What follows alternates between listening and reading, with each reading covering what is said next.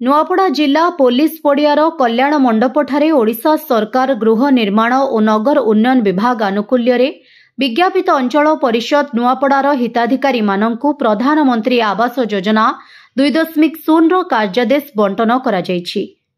एही कार्यक्रम रे मुख्य अतिथि भावे नुआपड़ा एनएससी अध्यक्ष मोहम्मद आदम, जिला मुख्य उन्नयन अधिकारी लंबोधर धरुआ, एनएससी उपाध्यक्षा सह समस्त वार्डर काउंसिलर उपस्थित थिले। एही कार्यक्रम को नुआपड़ा एनएससी कार्यनिर्वाही अधिकारी कुरुक्षेत्र नायक मंच परिचालना करथिले। एही सहरर 202 जन हिताधिकारी को प्रधानमंत्री आवास योजना कार्यादेश प्रदान करा जायथिला।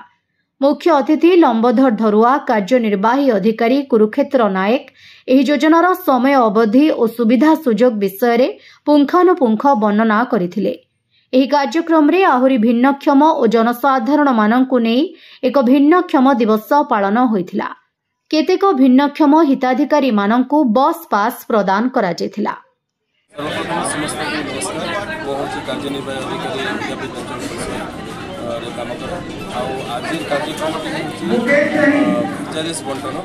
प्रधानमंत्री आवास योजना 2.0 आज कार्यादेश बंटन कर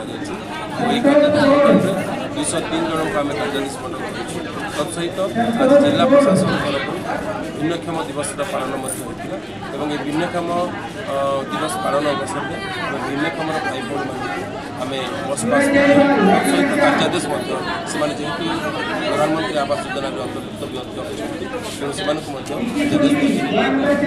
तेणु से हिताधिकारी को निश्चित भाव में गोटे मोर नवेदन रखी कार्यनिर्वाही अधिकारी हिसाब से उपयुक्त समय कार्य समापन कर सरकार जो प्रोत्साहन राशि अच्छी प्रोत्साहन राशि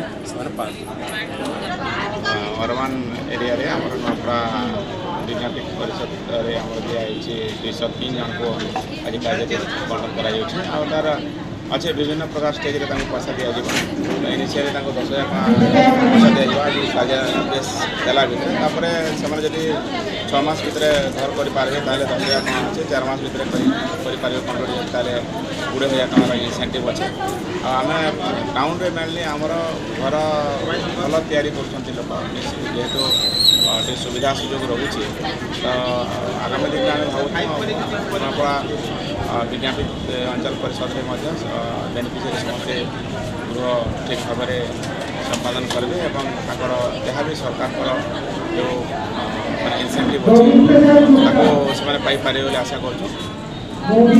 नुआपड़ा जिल्लारू जगन्नाथ सागर रिपोर्ट ओडिशा हाइलाइट समाचार। खबर दुनिया रे जोड़ी हेबा पाई सब्सक्राइब करंतु ओडिशा हाइलाइट समाचार को आउ दबे दियंतु बेल आइकन को सर्वप्रथमे खबर पाइबा पाई।